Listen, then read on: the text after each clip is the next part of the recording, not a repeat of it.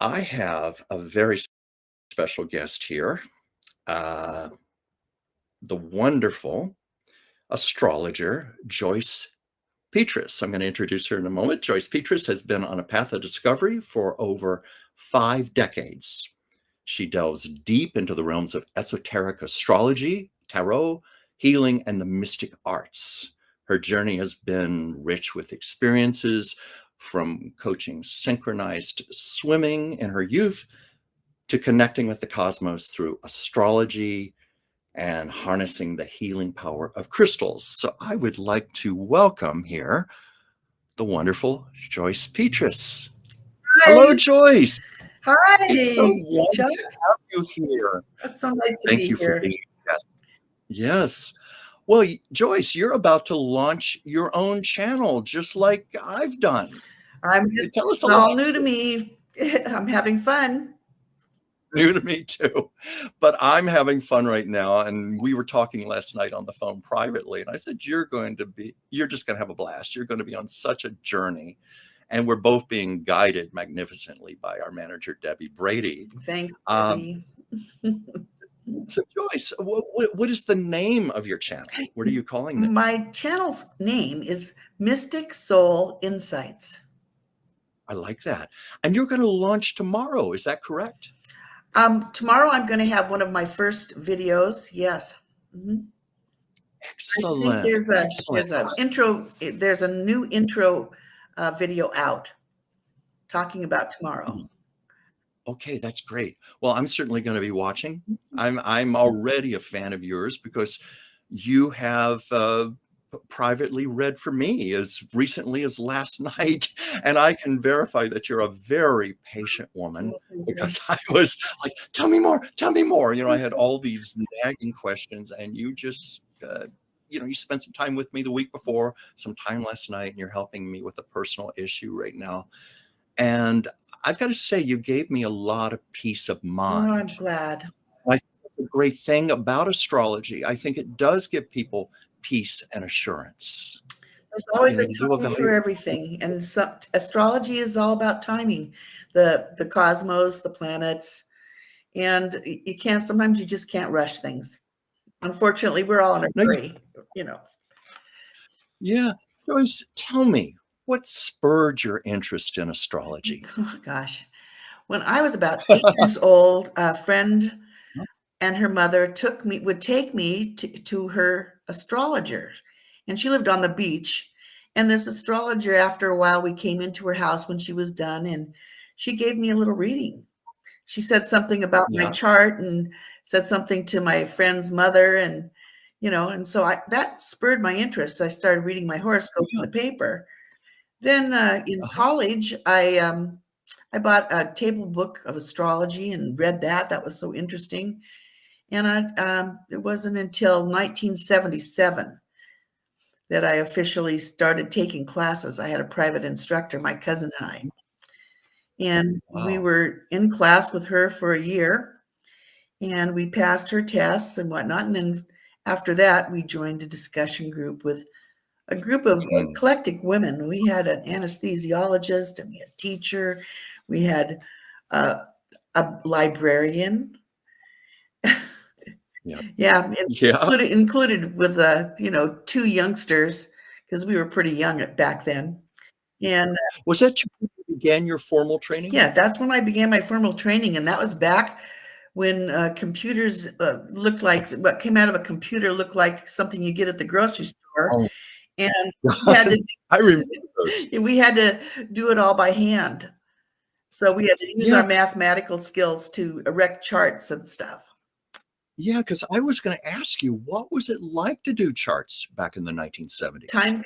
You may have already answered that. Time-consuming, yes. It took a long time to make sure all your calculations were correct, and then to find the rising sign and set up the chart and all the houses and whatnot. So it took time.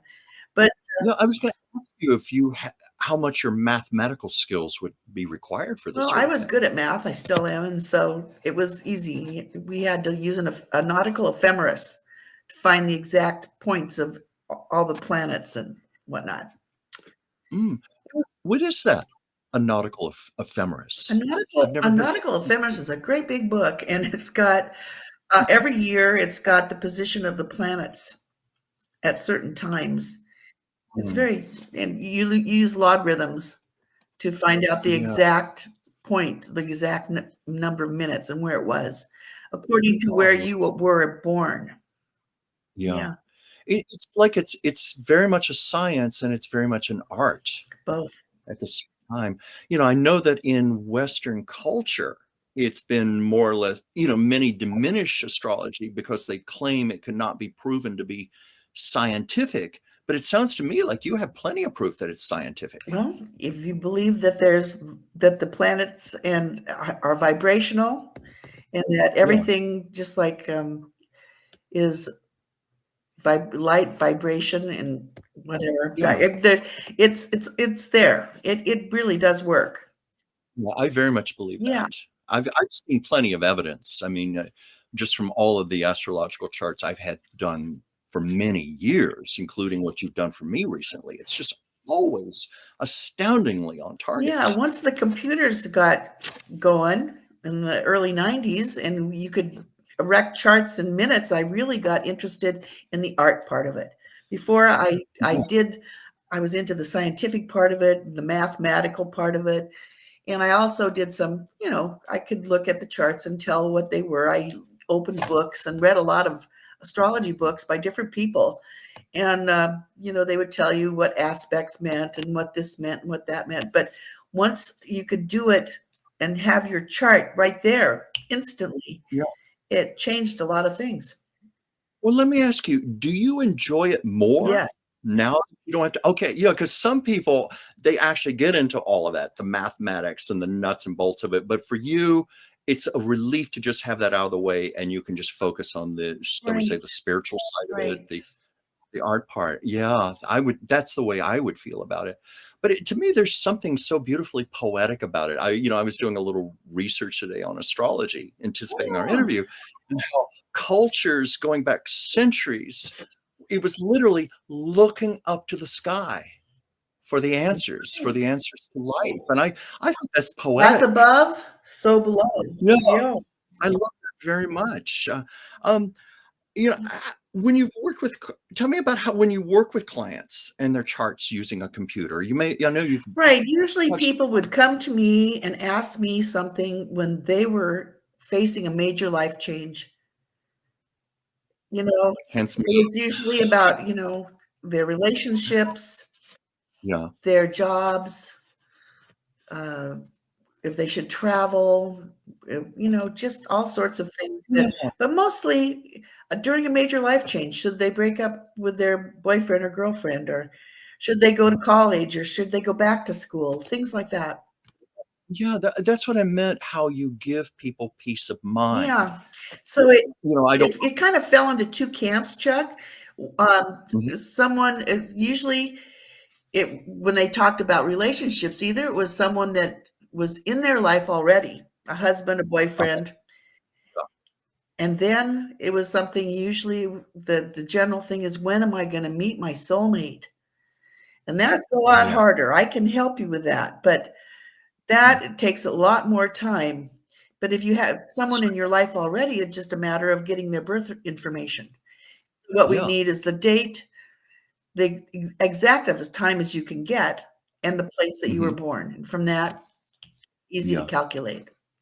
Well, let me ask you, if you don't have an exact time of birth, because there are many people who don't know that, if you estimate, say, within 12 to 24 hours, how accurate will it still be? How off would it be? It depends on where the planets are. So, like, if you have a chart like the one I've been looking at today, and you have planets at 0 degrees, like something fast, like the moon, 5 Uh-huh. minutes can change that. That's what I was wondering. It could change the sign, and sometimes it can even change the sign and the house. And that makes a Yeah. difference in how that planet will express itself.